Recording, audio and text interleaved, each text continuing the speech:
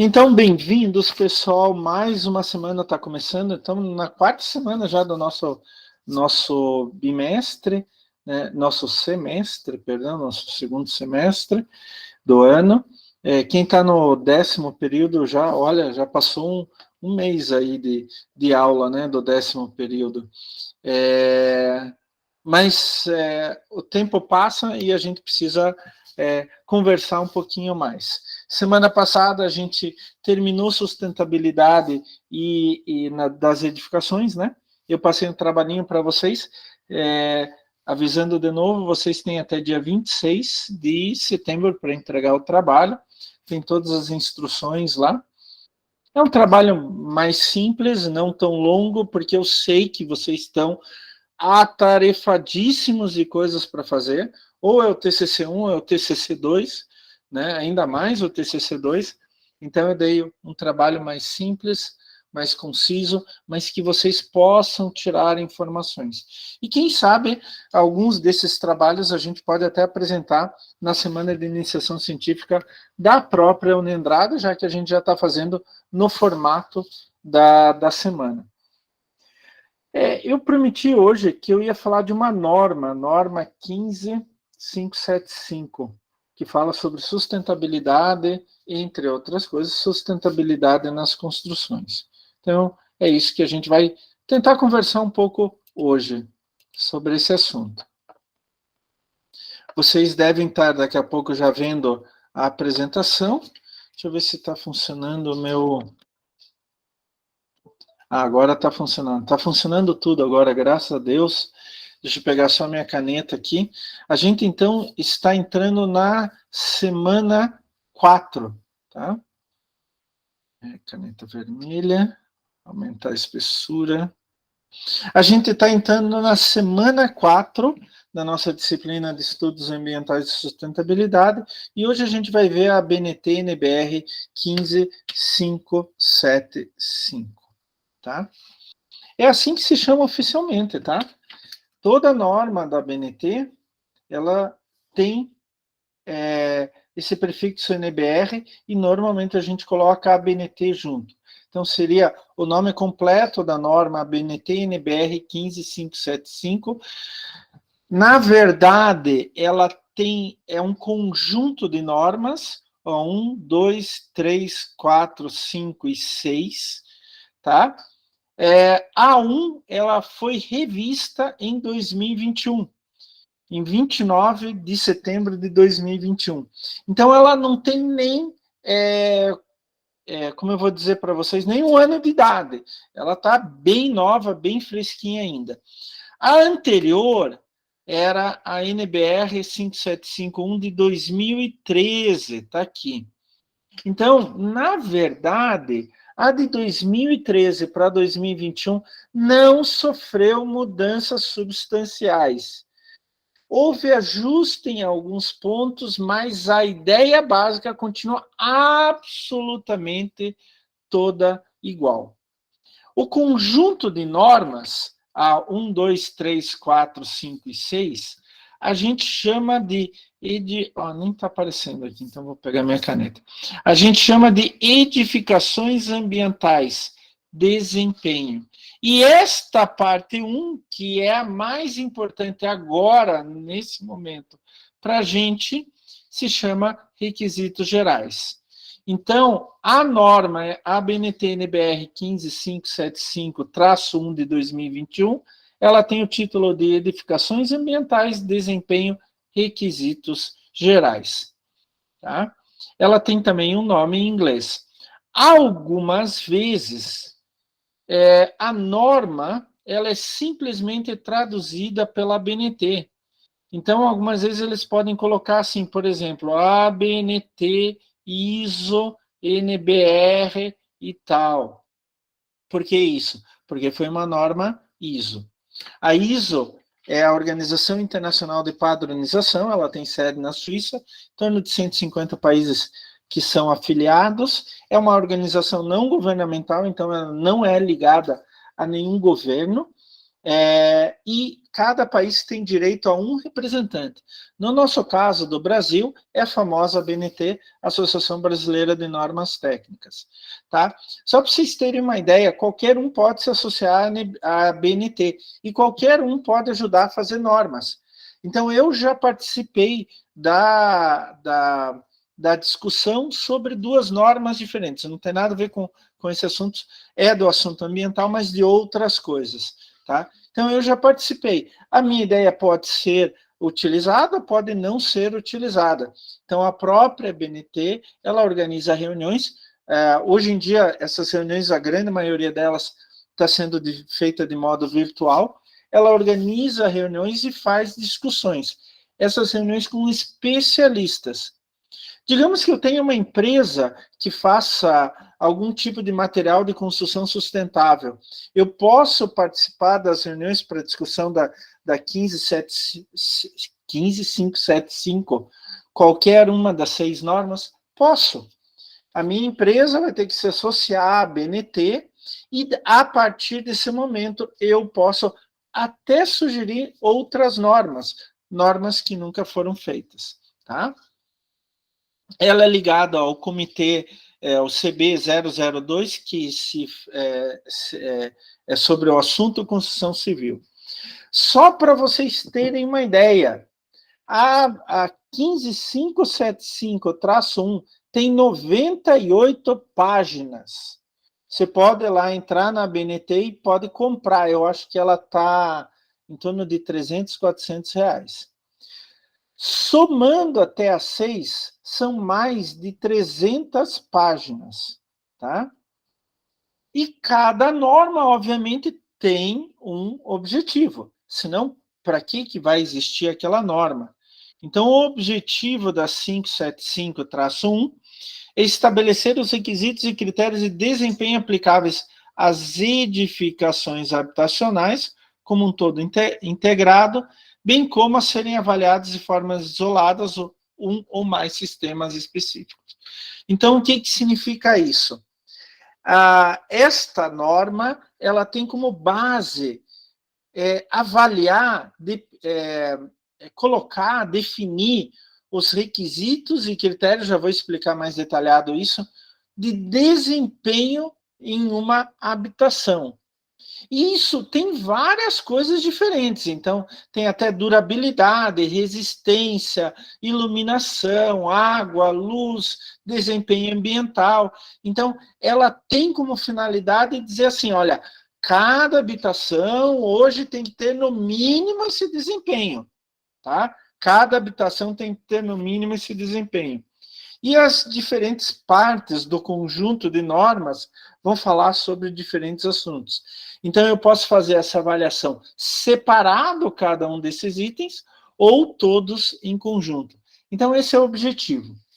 Outra coisa, pessoal, é assim, as normas técnicas, as NBRs, têm força de lei? Não, não tem força de lei. Agora, o que pode acontecer? Pode acontecer que uma lei ou um órgão ligado ao governo municipal, estadual ou federal exijam o cumprimento daquela norma. E daí isso vocês precisam ficar bem atentos. Então, uma lei pode exigir o cumprimento daquela norma. Um órgão do Poder Executivo, tanto municipal, estadual quanto federal, também pode exigir o cumprimento daquela norma. E eu não estou falando só agora da 15575, tá? Eu estou falando de qualquer norma técnica. Então, é importante que vocês fiquem de olho. Pessoal, eu sempre falo, na área ambiental, legislação é 50% do caminho andado. Tá? Qualquer coisa que você queira ver na área ambiental. Agora, nas outras áreas também. Algumas vezes os meus alunos, professor, tem que falar sobre legislação. Dependendo da disciplina, eu até tenho uma aula introdutória sobre legislação. Obviamente, não para o curso de direito, né? Isso nem vou me meter no meio. mas eu ensino quais são os atos normativos, o que você tem que prestar atenção, etc., como tudo se desenrola, tá? Então, assim, na área ambiental, a gente fala que legislação é pelo menos 50% das coisas. Você tem que ter em mente uma coisa. Quando você nasce, você só sabe duas coisas na tua vida. Que um dia você vai morrer e que entre o nascimento e a morte, você tem que cumprir leis. É a mesma coisa. Por exemplo, por que a gente anda no lado direito da rua? Por que eu paro no sinaleiro, no semáforo, quando está vermelho? Por que eu arranco quando está verde? Por que eu tenho limite de velocidade em um lugar ou no outro? Por que eu pago imposto de renda? E assim, por que eu não posso matar ninguém? Porque existem algumas regras com o intuito de fazer com que as pessoas consigam viver em sociedade. Assim, com essas regras, a gente consegue assim, o mínimo para viver em sociedade. É claro que tem muita gente que quebra essas regras. Daí isso acaba indo água abaixo.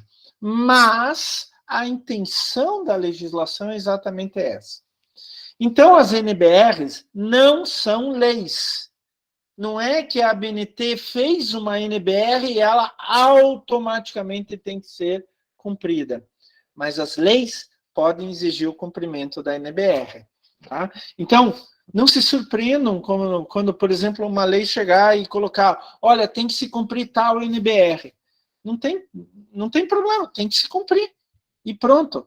Não se surpreendam quando, por exemplo, chegar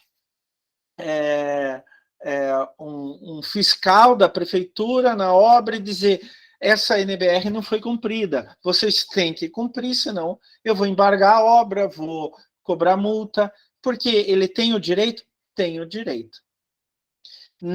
A NBR em si não é lei, mas ela pode ser, sim, utilizada pelos legisladores ou mesmo pelos executores, né, poder público, municipal, estadual e federal, para que algo seja feito de uma maneira específica. Então, a ideia na aula de hoje é mostrar 15575-1.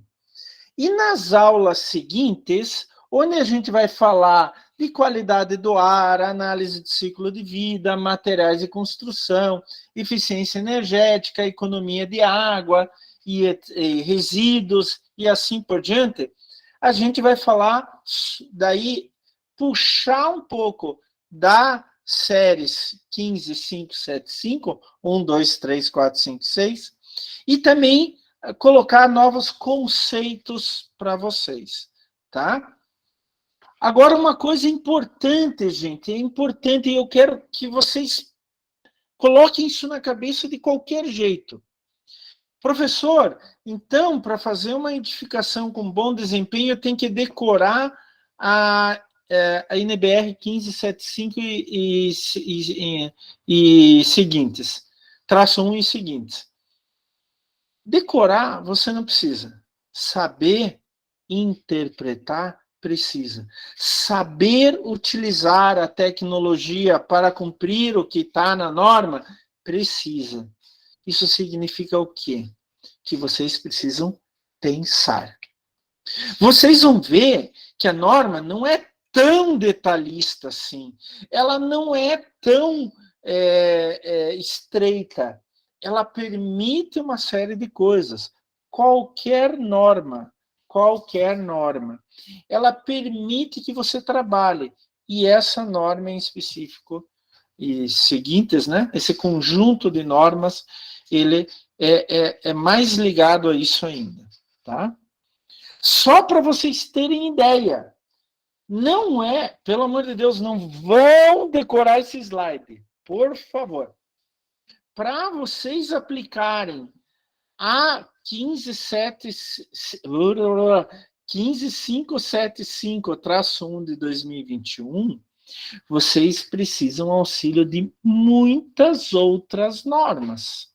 Aqui eu coloquei só da BNT, mas existem outras. Então, a própria série da 15575 tem a 2, a 3, a 4, a 5 e a 6. A 6, a 5, a 4 e a 3 tem uma versão de 2021. A 2 ainda não tem uma nova versão.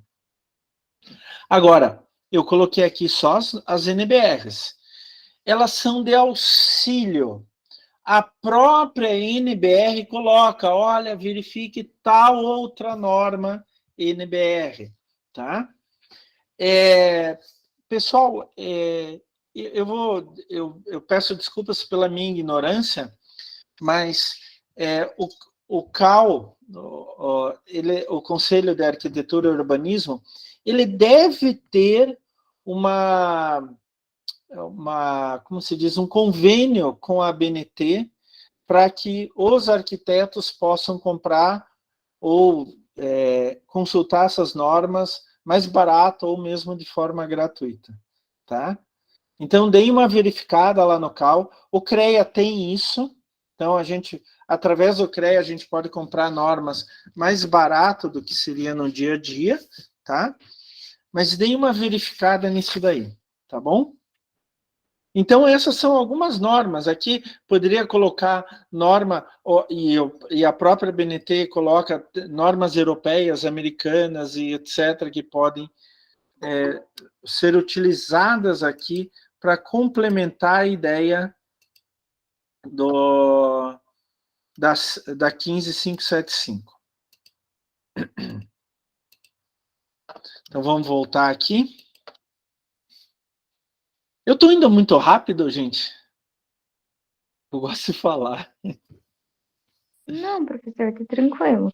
Tá tranquilo? Tá, ótimo. Então, o que é? A ABNT NBR 15575 fala sobre edificações habitacionais, desempenho. Ela foi publicada pela primeira vez em 2013 e atualizada, então, em setembro de 2021. Ela tem 6 partes básicas, onde que ela vai falar dos requisitos de desempenho para sistemas estruturais, sistemas de piso, de vedações verticais internas e externas, bem como de cobertura e aparelhos hidrossanitários. Eu estou falando da série, não da número 1. Então, tem a 1, 2, 3, 4, 5 e 6. Tá? Ela basicamente se preocupa com algumas coisas dentro de uma edificação.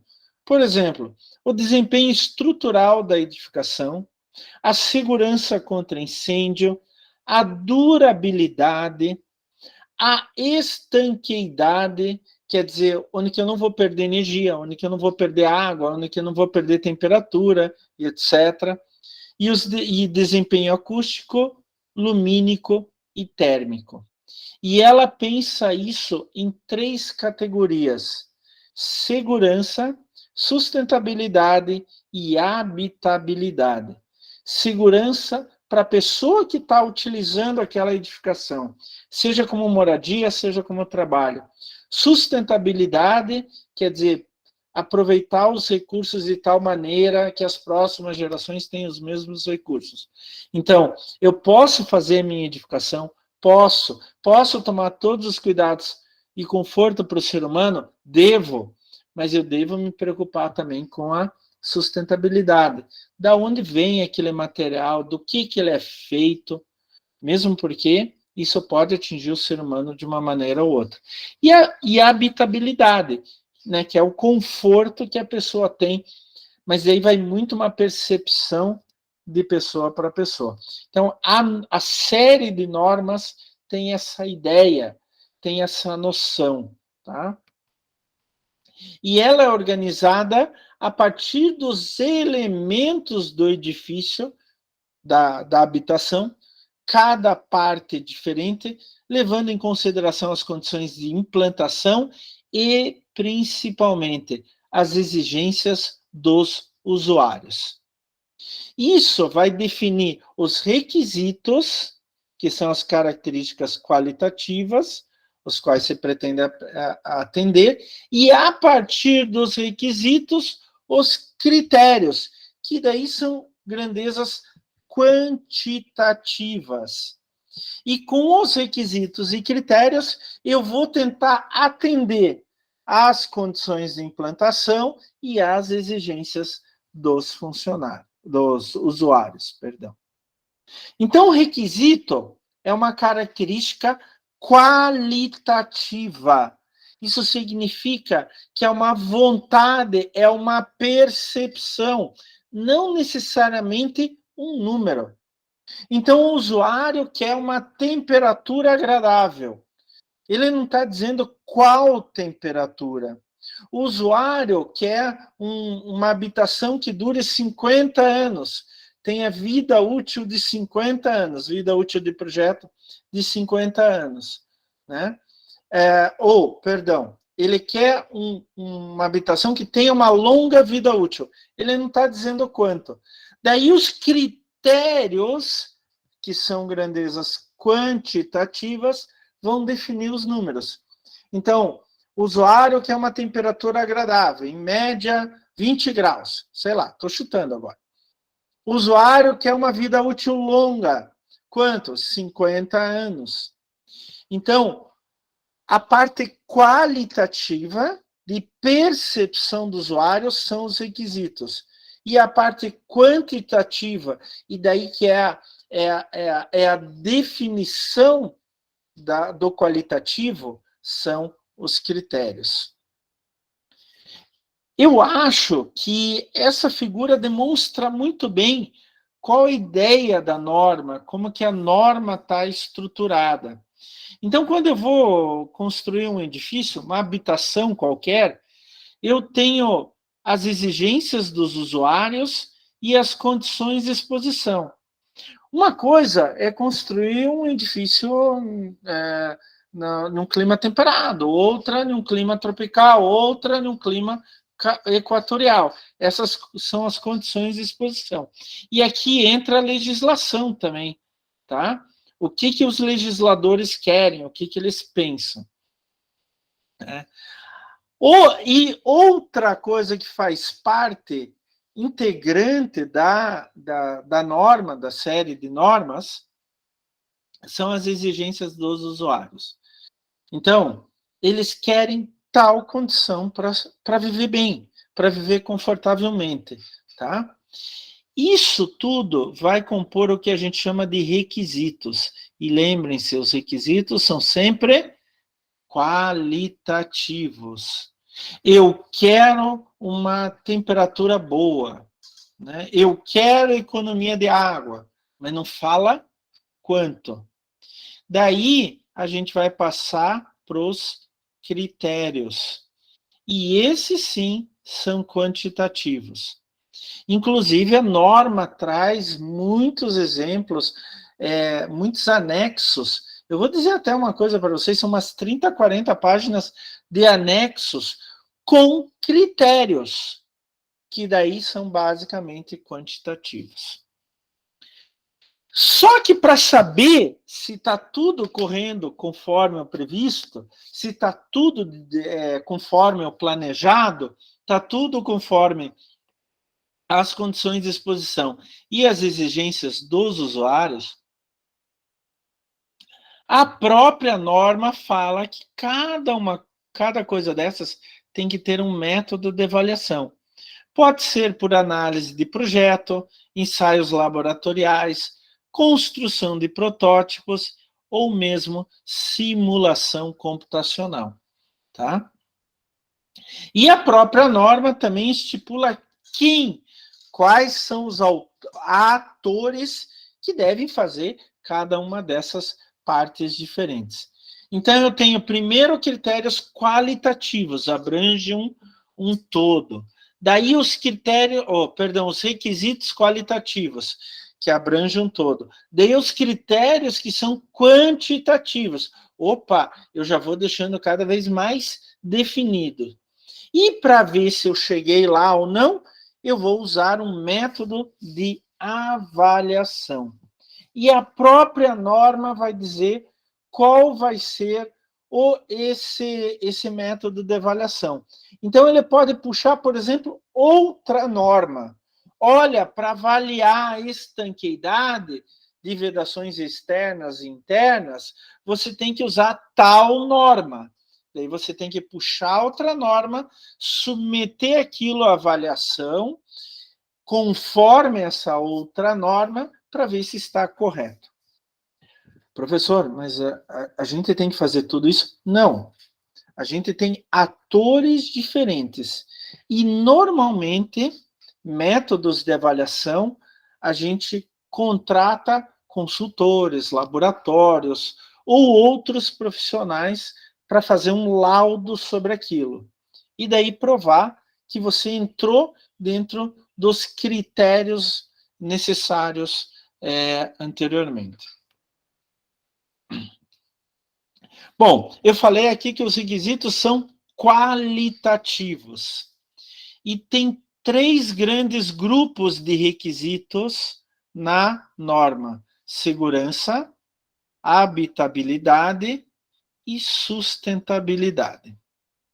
Então, é segurança ao usuário, habitabilidade, né, do usuário naquela habitação e sustentabilidade ligada ao meio ambiente. Mas, gente, eu vou puxar para o lado ambiental. Desculpa, eu tenho que, eu não aguento, né? Mas se vocês imaginarem, todos os requisitos e suas subdivisões, elas estão ligadas à questão ambiental. Por exemplo, segurança. Segurança estrutural, segurança contra o fogo, segurança no uso e na operação.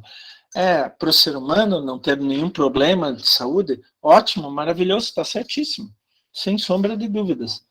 Mas se eu tenho fogo, eu vou perder material e vou poluir o ar. Se eu tenho uma insegurança estrutural, ou no uso e na operação, eu vou perder material, vai virar resíduo, vai para o meio ambiente. Eu vou ter que pegar mais matéria-prima para consertar. Habitabilidade, tem a estanqueidade, né? Vamos dizer se as vedações estão bem feitas. O desempenho térmico, ele ganha muita temperatura, perde muita temperatura, eu preciso gastar muita energia para manter a temperatura. O desempenho acústico, de som, o desempenho de luz, luz natural, luz artificial. Saúde, higiene e qualidade do ar. Funcionalidade e acessibilidade, conforto tátil e antropodinâmico. Também tem a ver com o meio ambiente. É claro que nos requisitos 1 e 2, o ponto central é o ser humano. Mas, ao mesmo tempo, isso que eu quero que vocês vejam, ao mesmo tempo, onde que eu protejo o ser humano, onde que eu beneficio o ser humano, eu vou beneficiar o meio ambiente também. Se eu tenho um ambiente onde que tem mais luz natural, eu vou gastar menos energia. Daí minha conta de luz vai ser menor. Ótimo, maravilhoso, fantástico, né? Só que daí eu não vou precisar produzir tanta energia. Lá na Europa, eles vão passar por um problema seríssimo agora. Eu não sei se vocês estão acompanhando, mas a Europa é o maior comprador de gás e petróleo da Rússia. E com a guerra na Ucrânia, eles estão acabando com os contratos, só que daqui a pouco começa o inverno de novo, né? A gente está em agosto, alto verão, ótimo, maravilhoso, mas em outubro vai começar a esfriar, em novembro vai estar bem frio. E daí? Como que eles vão fazer? Eles precisam gerar energia elétrica de alguma outra maneira, porque hoje eles geram ou com petróleo ou com gás natural. Assim, eu tenho acompanhado muito como a Alemanha está nisso, né? Porque minha família ainda está lá, tem muitos parentes e muitos amigos lá, e eles estão desesperados. Eles não sabem o que vai acontecer neste inverno. Eles estão chegando ao ponto de achar que muita gente vai morrer de frio na Alemanha, o que isso, para eles, hoje em dia, é inadmissível, né? Então, assim, quando eu faço um edifício onde que tenha conforto térmico, tenha desempenho térmico, mas venha de fontes renováveis, eu estou escapando de usar fontes fósseis, combustíveis fósseis, jogar mais gás carbônico no ar, mais gases de efeito estufa no ar e vou dar mais dinheiro para a Rússia se eu continuar usando petróleo e gás. É isso que eles estão pensando. Então, eles estão atrás de outras fontes de energia, não só como energia elétrica, mas como aquecimento também para as casas deles. E, finalmente, o terceiro requisito, lembrem-se que os requisitos são qualitativos. Eu quero segurança estrutural, quero segurança contra o fogo, quero desempenho térmico e quero sustentabilidade, como durabilidade, manutenibilidade, olha que nome difícil, manutenibilidade e impacto ambiental. A questão da durabilidade, óbvio que está ligado ao meio ambiente, à sustentabilidade ambiental. Porque eu acho que eu já falei isso para vocês, eu vou dar de novo esse exemplo. Você precisa de um liquidificador, vai na loja. Tem uma marca aqui bem baratinha da China. Eu vou comprar essa, é mais barato. Eu não preciso para grandes coisas, o liquidificador, tudo. Comprei e tal. Digamos que custe R$50. Uma marca muito melhor custa R$100, o dobro. Tá? Daí você usou o liquidificador chinês, eu só estou chutando, tá? Pode ser de qualquer lugar do mundo, inclusive feito aqui no Brasil também. Você comprou o liquidificador barato, de R$50, usou um pouquinho, usou mais um pouquinho, estragou. Né? Mas já passou da garantia, do prazo de garantia, que era 1 ano. Passou 1 ano e 1 mês.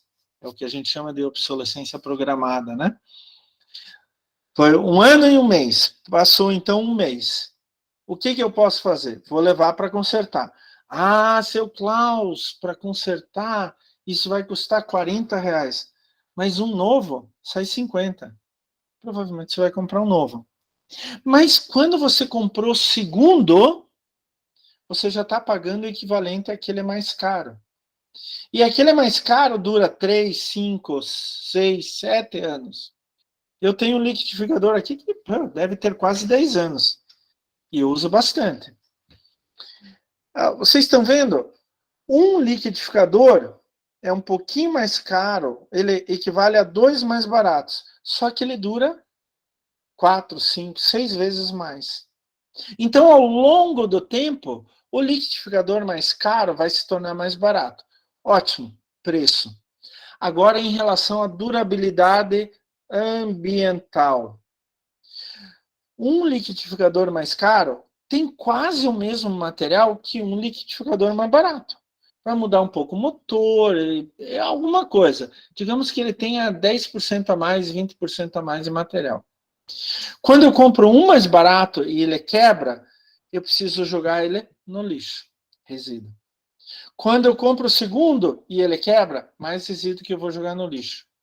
Então, quando eu compro um mais caro, eu vou comprar, digamos, 5 mais baratos, vão ser 5 que vão para o lixo, ao contrário do mais caro, só um vai para o lixo. Tá? Então, tem um apelo ambiental muito importante e muito bom.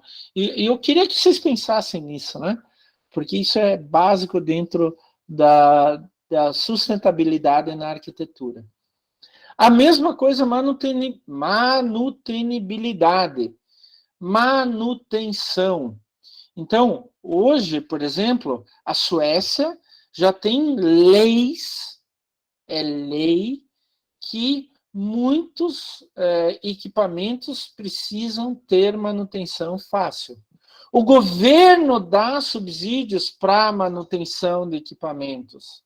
Inclusive, em vez de você comprar um equipamento, quando ele quebra, você joga fora, que é mais resíduo, você faz a manutenção. E daí você mantém aquele equipamento por mais tempo, menos resíduo para o ambiente. E, finalmente, o terceiro item do requisito de sustentabilidade, que é a série 15575 da ABNT, fala em impacto ambiental, que a gente tem que tomar cuidado com o impacto ambiental ao redor da nossa edificação. Isso é básico. Aqui está a série, as partes das normas. Então, a parte 1, que é essa que a gente está vendo, requisitos gerais. A parte 2 fala de sistemas estruturais. A parte 3, sistemas de pisos. A parte 4, sistema de vedação vertical interna e externa. A parte 5, sistema de cobertura. E a parte 6, sistemas hidrossanitários. E daí, em cada parte vai ver segurança estrutural, segurança contra incêndio, segurança no uso e operação, desempenho acústico, térmico, lumínico, estanqueidade, saúde, higiene e qualidade do ar, acessibilidade, conforto antropodinâmico e tátil, durabilidade, manutenibilidade e impacto ambiental. Então, cada uma vai ter todas essas características. O que a gente vai ver agora é requisitos gerais, tá? Mas tem dois pequenos conceitos que a gente tem que prestar atenção.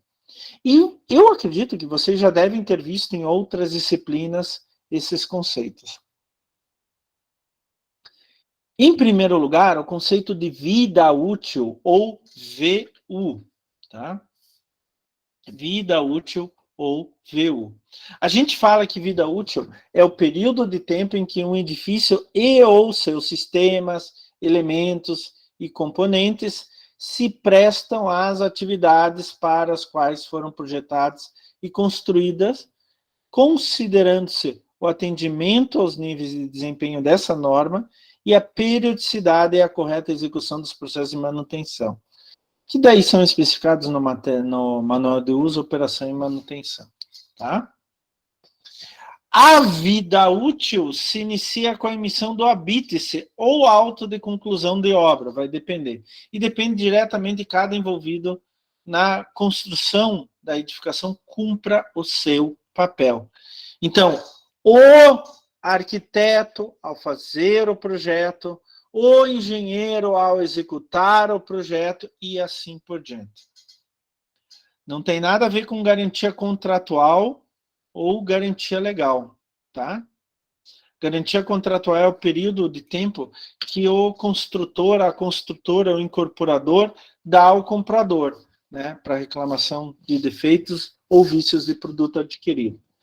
Defeitos é algo que dá errado, vícios do produto adquirido é algo que veio já da construção daquela habitação, daquela edificação. E garantia legal, o período de tempo que o comprador tem direito legalmente para reclamação de defeitos ou vícios do produto adquirido. Então, por exemplo, a garantia legal no Brasil para produtos em geral, pelo Código do Consumidor, é 1 ano. Então, você tem direito em 1 semana a trocar com o vendedor e a partir daí você se acerta com o fabricante, né? Então, você comprou lá o liquidificador, se ele estragou em 4 dias, você leva até a loja, e a loja tem que trocar, porque não bateu o prazo de 1 semana ainda.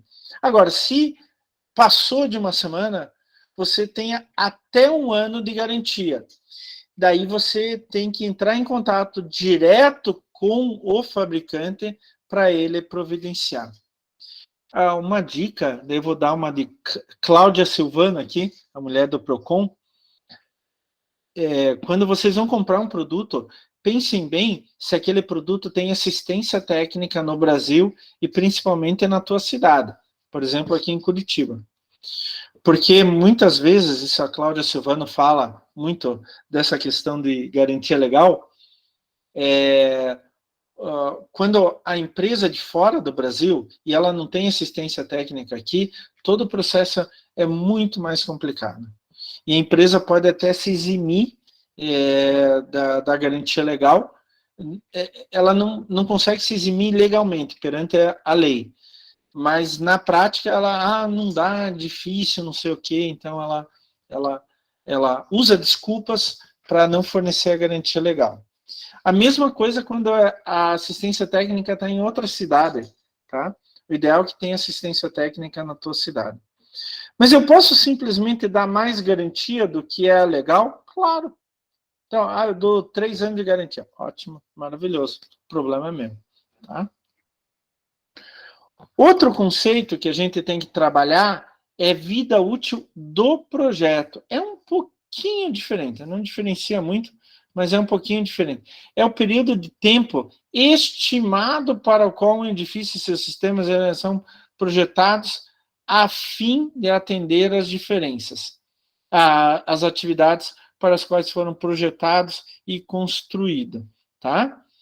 É definido pelo incorporador e seus prepostos, seus representantes, e norteará todo o trabalho do projeto a ser desenvolvido, tá? Então, quando vocês vão fazer um edifício, uma habitação, para quanto tempo vocês estimam que aquela edificação suporta? Ela tem que suportar no mínimo 50 anos, no mínimo 100 anos. Essa é a vida útil do projeto. Se a edificação for mantida, sofrer manutenção de forma correta, ela pode durar mais? Pode, tá? Mas ela está projetada para tanto tempo. Mais do que isso, daí ninguém pode garantir que ela vai aguentar. A vida útil de projeto fundamental para correta análise, levantamento e registro das condições em torno da edificação, e identificando as condições de exposição e risco. Assim, vocês têm que levar em conta que a vida útil de um projeto não é só o projeto da edificação, mas como são as condições em volta. Então, se eu tenho um ambiente muito úmido, ou muito quente, ou muito frio, isso pode fazer com que a edificação, a habitação, se desgaste mais facilmente. Diminui a vida útil de projeto. Tá? Todo projeto tem que especificar um valor teórico para a vida útil de projeto, para o VUP, para cada sistema que eu componho, e não deve ser inferior aos estabelecidos pela norma. Aqui eu coloquei só um exemplo, por favor, só um exemplo. Estrutura, ela tem que ter, segundo a ABNT, NBR 8681 de 2003, esse é o ano da NBR. Pisos, em torno de 13 anos. Vedação vertical externa, 40 anos. Vedação vertical interna, 20 anos. Cobertura, 20 anos. Hidrossanitário, 20 anos. Tá? Considerando que todos esses sistemas e processos vão sofrer manutenção especificada no manual de uso, operação e manutenção. Tá? Considerando isso. Professor, posso fazer um sistema com vida útil de projeto maior do que isso? Pode. Mas essa vida útil mínima estabelecida pelo projetista. Então, quando vocês forem fazer um projeto de uma habitação, vocês têm que pensar nisso. Uma cobertura deve ter no mínimo 20 anos de vida útil. É claro, se eu fizer a cobertura, sugerir, colocar lá no manual de uso, tem que fazer tais manutenções ao longo do tempo, e o dono da habitação não fizer, pode diminuir a vida útil? Claro que pode diminuir a vida útil. É a mesma coisa um carro. Então, você precisa trocar o óleo do carro a cada 10 mil quilômetros, você precisa trocar o óleo do câmbio a cada, sei lá, 100 mil quilômetros, e assim por diante.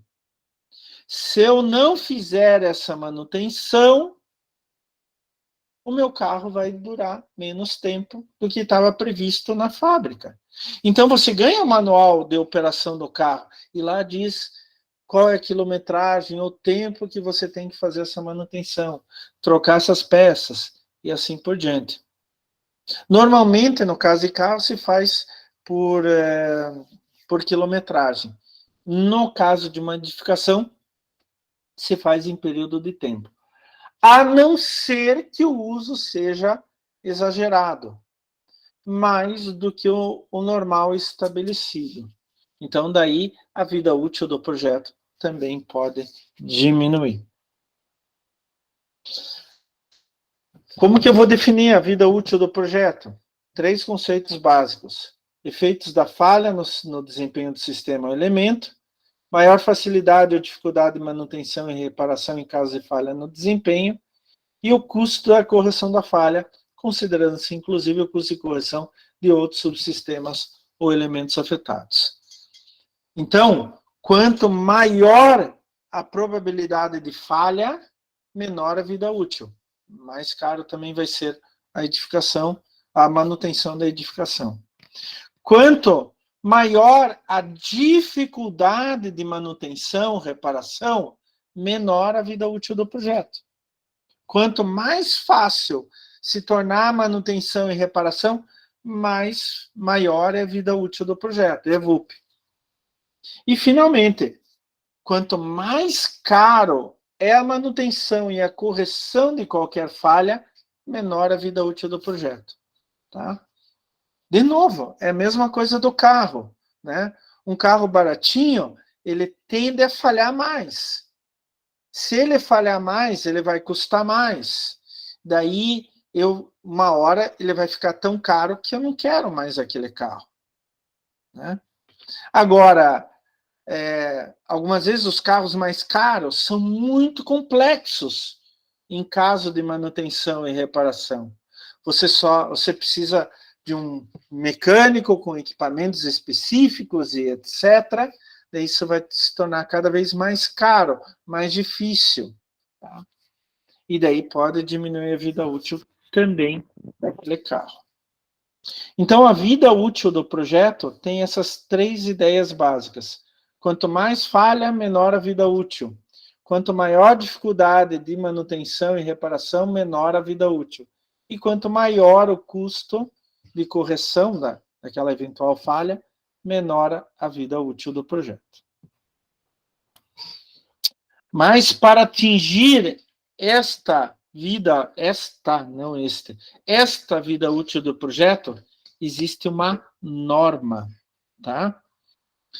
E a primeira coisa que a gente tem que saber na norma, eu vou mostrar para vocês, é que ela é dividida,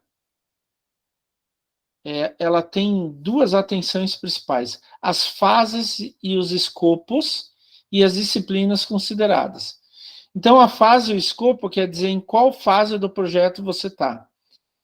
Estudo preliminar, que são as definições iniciais e conceituais, anteprojeto, interfaces com outras disciplinas, projeto básico, especificação e consolidação para a cotação da obra, e o projeto executivo, detalhamento e ajuste de contabilização.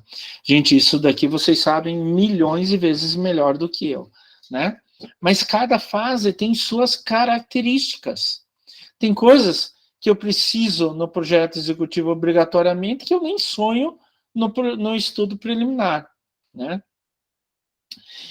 E a norma também pede, conforme a disciplina considerada. Aqui é arquitetura, né, que é arquitetura de interiores, paisagismo, por exemplo.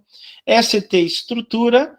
IT, instalações, que daí entra hidráulica, elétrica, ar-condicionado. E CS, consultoria. Quando eu preciso de consultoria para fazer uma certa atividade. Só permitir entrar aqui.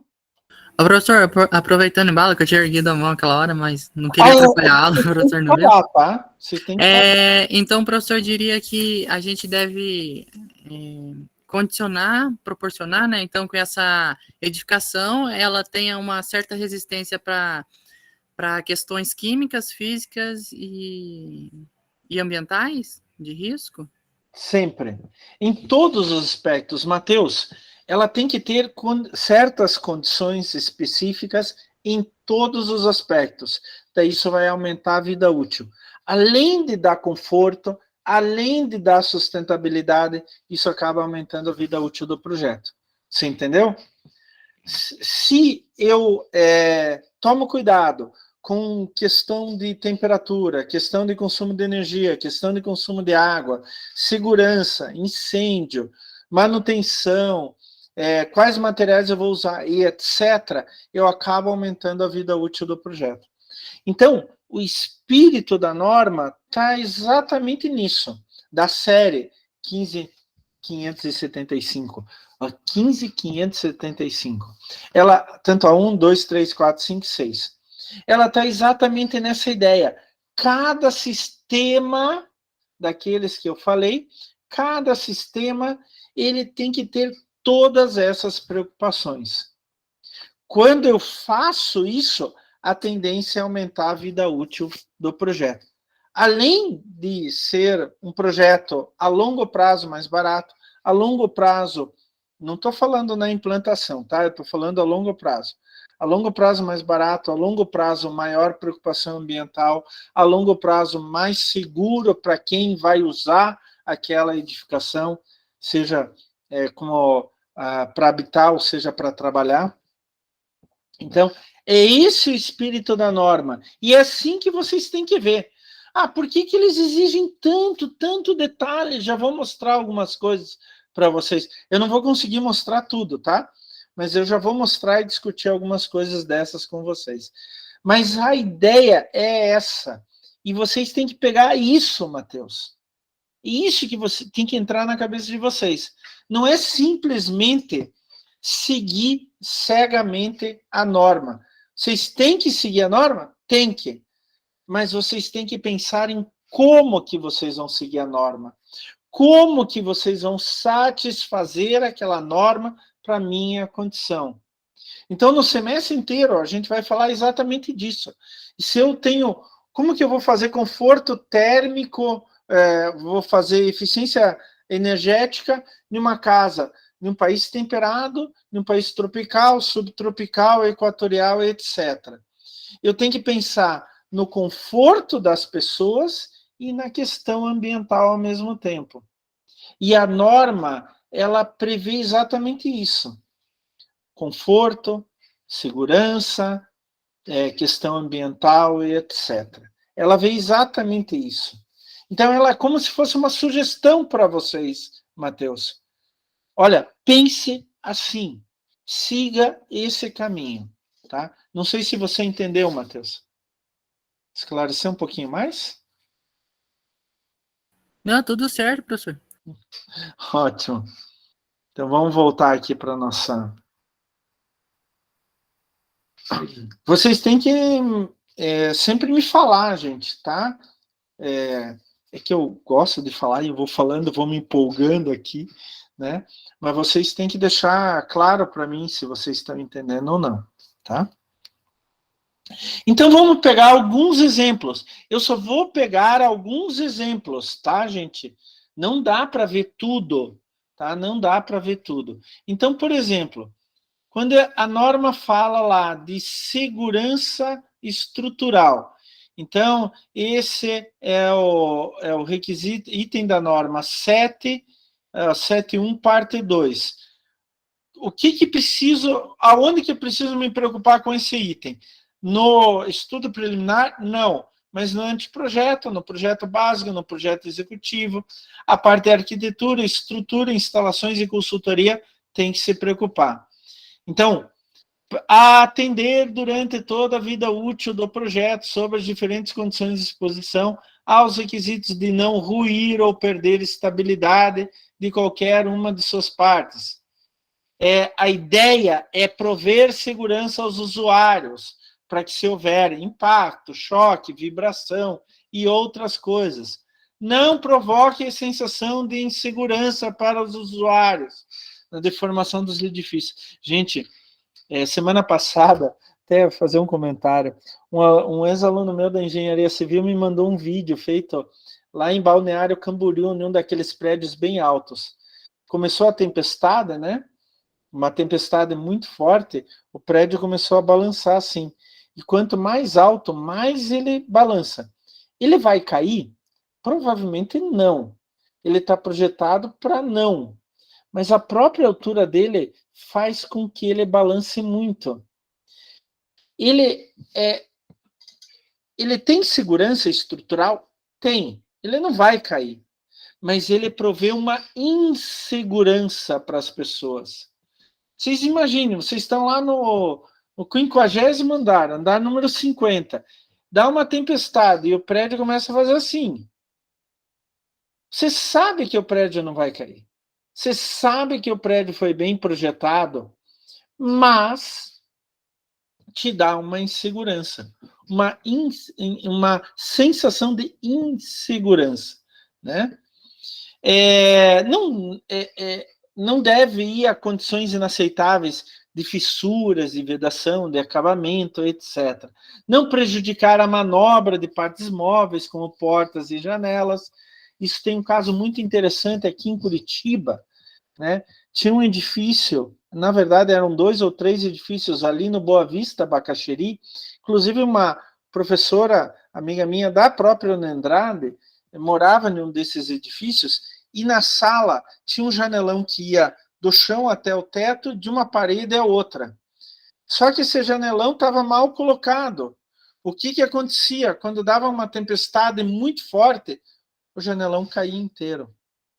Além de dar perigo para as pessoas que estão lá embaixo, ficava um buraco no prédio, no apartamento. Você não podia ir na sala, você podia cair lá para baixo, né? Então, segurança estrutural é exatamente isso, né?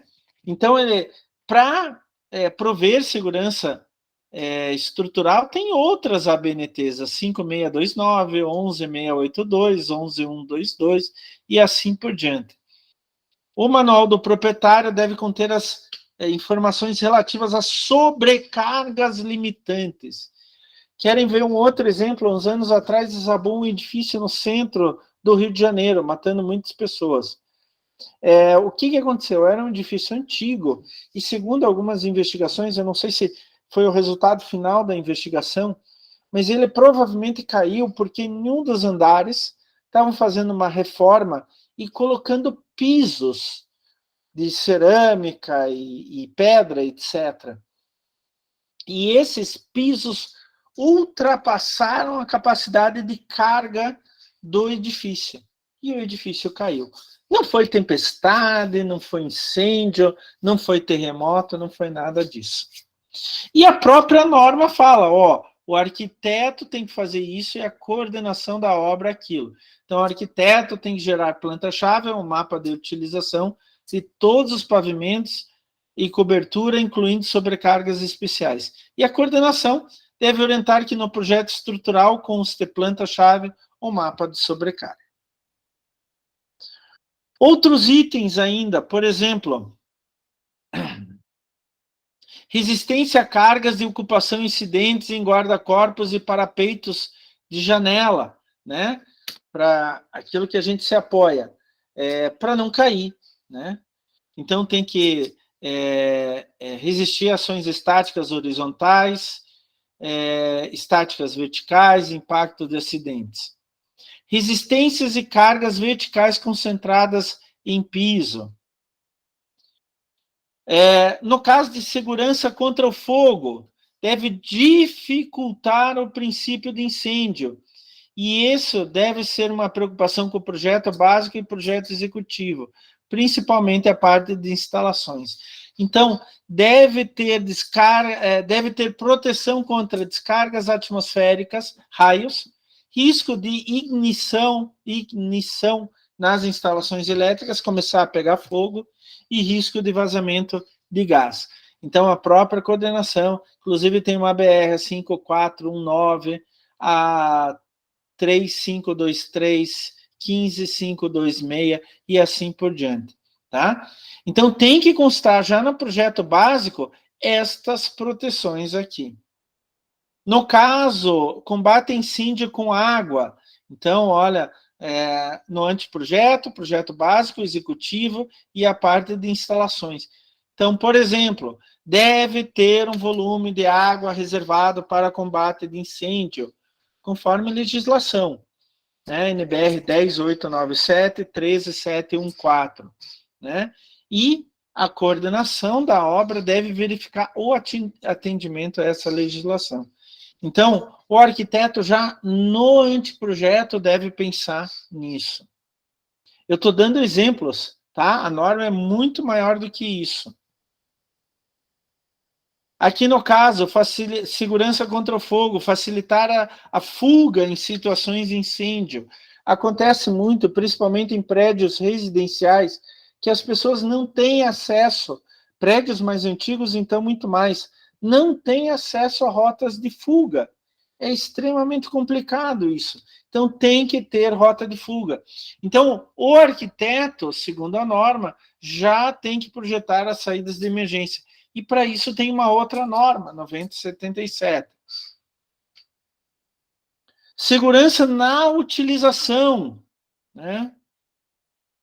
O que é isso? Já vamos vendo isso no projeto básico e executivo. Então, é uma tarefa de arquiteto, estrutural, instalações e consultoria, né? Queda de pessoas em alturas, acesso não controlado ao local de risco de queda, queda de pessoas em função de ruptura de proteção, queda de pessoas em função da irregularidade nos pisos, né? Rampas, escadas, ferimentos provocados por ruptura de subsistemas e assim por diante, né?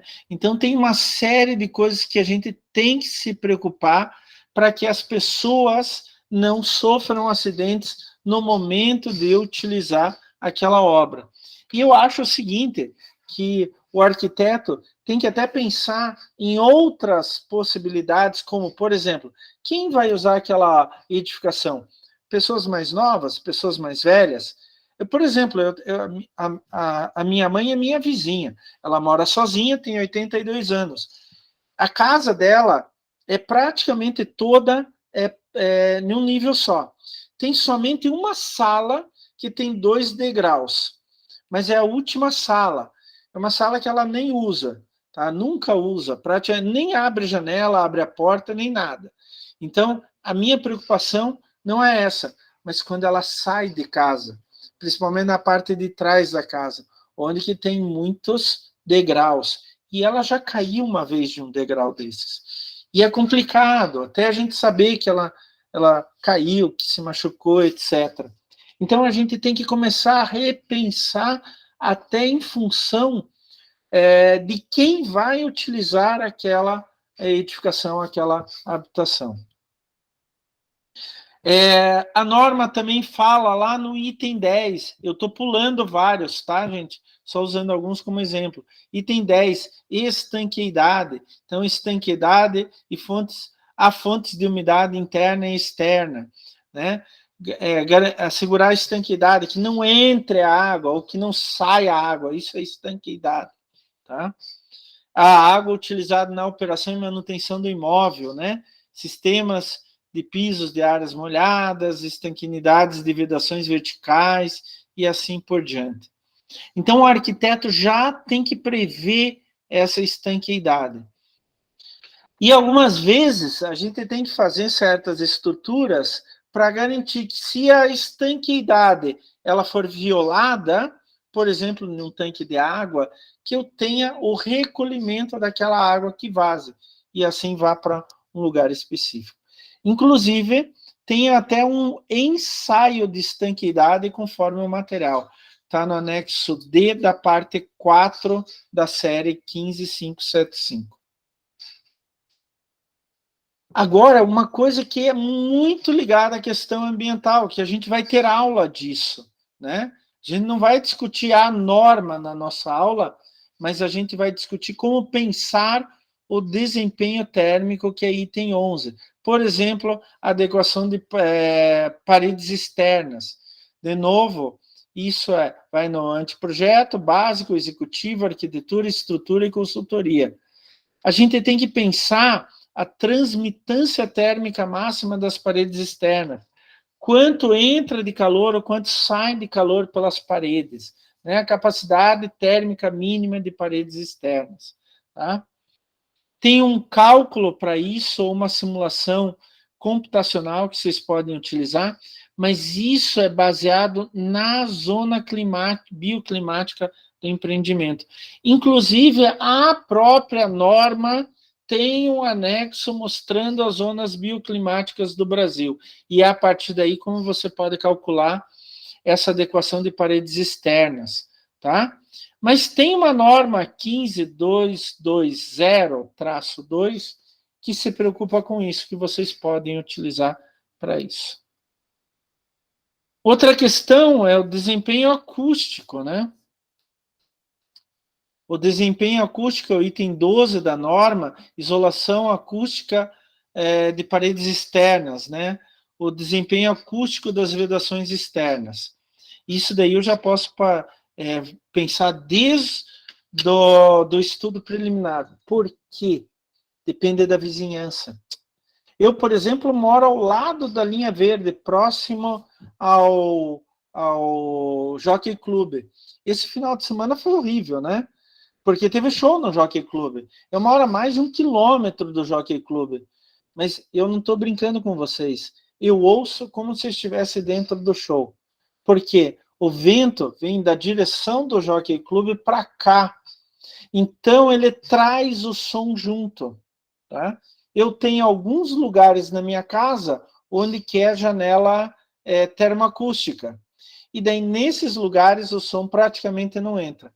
Outros lugares onde que não é janela termoacústica, por exemplo, a minha cozinha não é janela termoacústica, parece que a gente está dentro do show.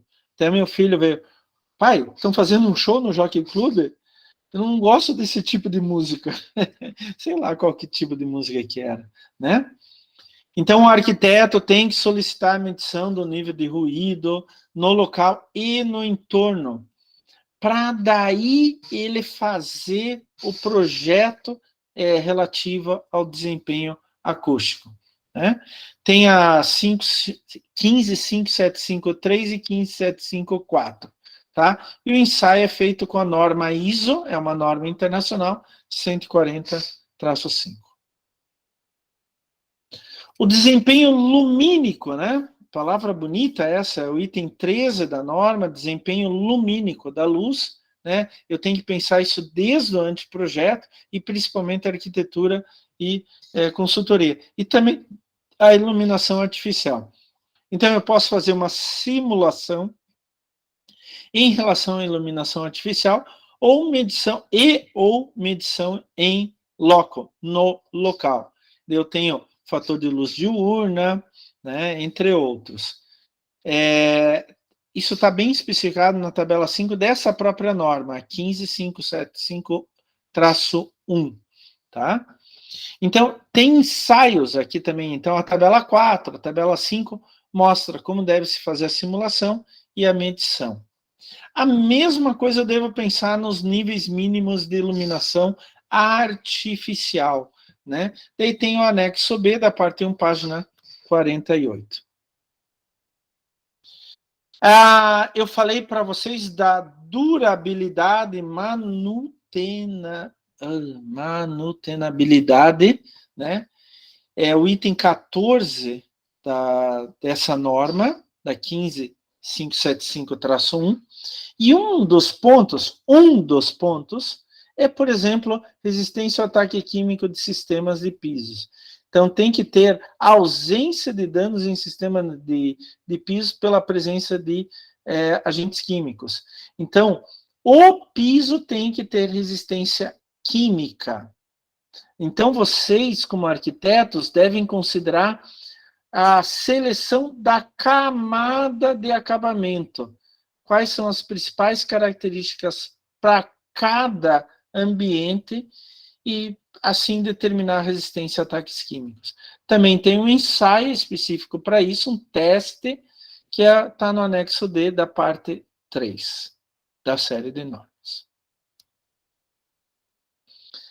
Ainda a durabilidade e manutenabilidade tem as instalações hidráulicas, né, que são as tubulações de esgoto e águas pluviais. Isso é um problema muito sério e vocês têm que pensar bastante, porque algumas vezes se gasta pouco com isso, porque está enterrado, não está à vista das pessoas, e daí isso pode acarretar um problema sério. Esse material, ele pode se romper muito facilmente. Então, para cada situação, tem um material que é sugerido. Por exemplo, se ele vai enterrado muito fundo, se ele vai com pedra, se ele vai à vista. Então, tem o material, se é esgoto, se é água tratada e etc., eu tenho materiais para cada situação. Então, vocês têm que tomar cuidado com isso, tá? A mesma coisa a gente tem que pensar na manutenabilidade do próprio edifício, da edificação e de seus sistemas, né?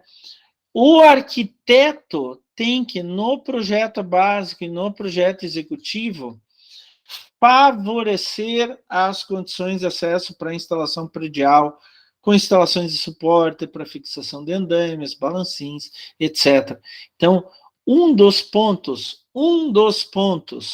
eu já tenho que prever aonde que eu posso fazer um coragem para subir em tal lugar, para ir em tal lugar, para inspecionar tal coisa, para fazer manutenção de tal coisa, e assim por diante. Como, por exemplo, limpeza periódica de vidro de fachada, guarda-corpo das varandas e assim por diante, tá? Então, o arquiteto já tem que pensar isso conforme a norma 15575-1, né? Facilitando. Senão eu vou ter que entrar com equipamentos especiais que algumas vezes são muito caros, ou mesmo nem com equipamento especial é possível acessar aquele ponto. Só para vocês terem uma ideia,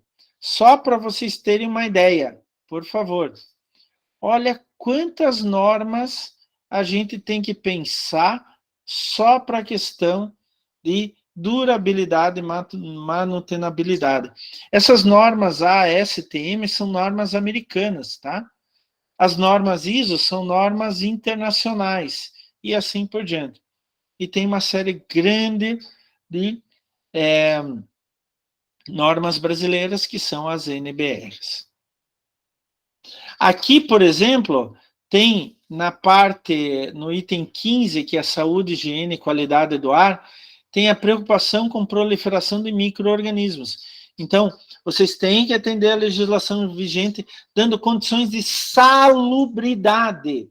Salubridade é quando o ambiente não faz mal para as pessoas, tá? Ele não precisa ter o maior conforto do mundo, desde que não faça mal. Insalubridade é um ambiente que faz muito mal. Por exemplo, tem barulho alto, tem alta umidade do ar, alta temperatura ou temperatura muito baixa, tá? E ataque de micro-organismos é muito comum em construções. É muito, muito, muito comum. Principalmente quando a gente usa alguns tipos de materiais que tem matéria orgânica junto. Por exemplo, principalmente o gesso feito com papelão junto, aquele mais antigo, tá? Se entra umidade, há uma proliferação grande de micro-organismos.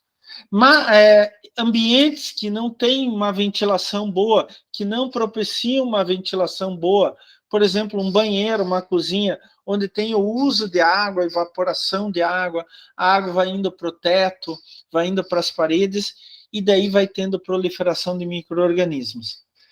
Além do mais, um ponto que não está aqui nesse item, mas está em outro item, mas que está ligado à proliferação de micro-organismos, é o ar-condicionado, né? Inclusive, existe uma doença ligada a isso. E eu me lembro que muitos anos atrás, um antigo ministro das comunicações aqui do Brasil, poxa, isso acho que foi do primeiro governo do Fernando Henrique, o Sérgio Mota, ele morreu por causa disso. Ele trabalhava e morava em locais onde que tinha pouca manutenção do ar-condicionado. E o ar-condicionado ele foi acumulando cada vez mais micro-organismos. Eles produzem esporas, eles produzem produtos tóxicos que quando a pessoa inala, ela pode ter sérios problemas de saúde, tá? Então, o arquiteto já tem que indicar no projeto os condicionantes da legislação, os ensaios necessários e a comprovação e declaração do seu atendimento. Ainda sobre saúde, higiene, qualidade do ar, poluentes na atmosfera interna da legislação. Olha, gente, por favor, principalmente gás carbônico, tá?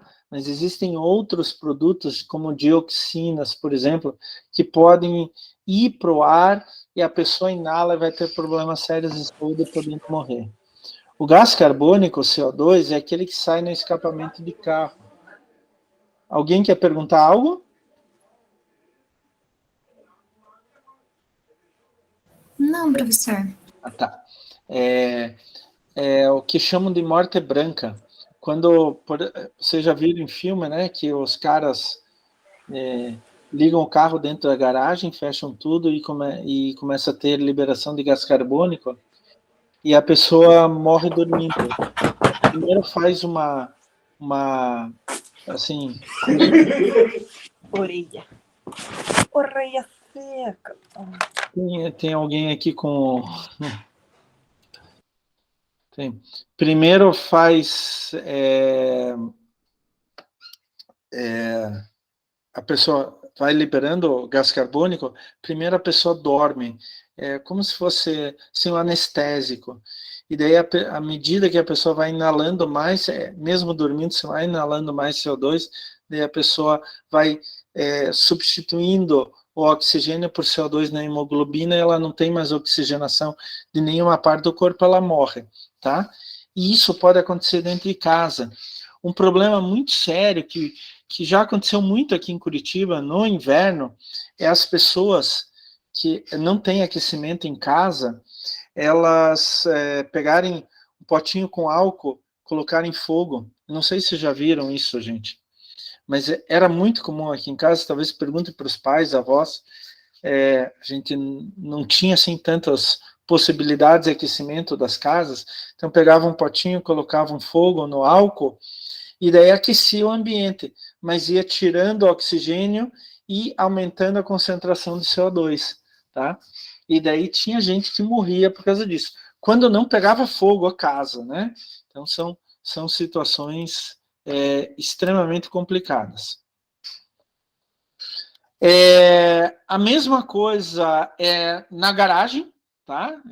Isso é a mesma ideia na garagem, então a gente tem que tomar cuidado com poluentes no ambiente de garagem, porque daí é pior ainda, que eu tenho o gás de escapamento de veículos e outros equipamentos que porventura estejam ali na garagem.